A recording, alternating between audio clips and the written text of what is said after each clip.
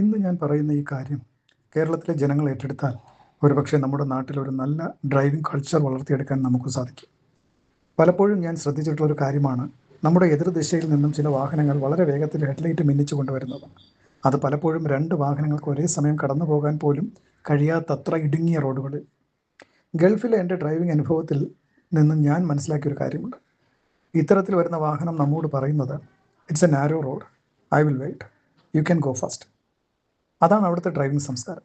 എന്നാൽ നമ്മുടെ കേരളത്തിൽ പലപ്പോഴും കാണുന്നത്, എടാ കോപ്പേ, നീ അവിടെ നിർത്തിക്കോ, ഞാൻ പോയിട്ട് നീ പോയാൽ മതി. ഇതിലേതാണ് ശരിയായ ഡ്രൈവിംഗ് സംസ്കാരം? നിങ്ങൾ തന്നെ പറയൂ. ഞാൻ മനസ്സിലാക്കുന്നത്, ഇങ്ങനെയുള്ള സാഹചര്യത്തിൽ നാം ലൈറ്റ് ബ്ലിങ്ക് ചെയ്ത ശേഷം വാഹനം സ്റ്റോപ്പ് ചെയ്യുക. എതിരെ വരുന്നവർ പൊയ്ക്കോട്ടെ. നാളെ ഇതെല്ലാവരും ശീലിച്ചാൽ അതൊരു നല്ല കാര്യമായിരിക്കും. ഒരാൾക്ക് വേണ്ടി കുറച്ച് സെക്കൻഡ്സ് നിർത്തി കൊടുക്കുന്നത് നമ്മുടെ സമയം നഷ്ടപ്പെടുത്തില്ല. പക്ഷേ അതിലൂടെ ഒരു അപകടം ഒഴിവാക്കാൻ കഴിഞ്ഞാൽ അത് വലിയൊരു കാര്യമാണ്. ദയവായി ഈ മെസ്സേജ് മറ്റുള്ളവരിലേക്ക് കൂടി എത്തിക്കൂ. Thank you.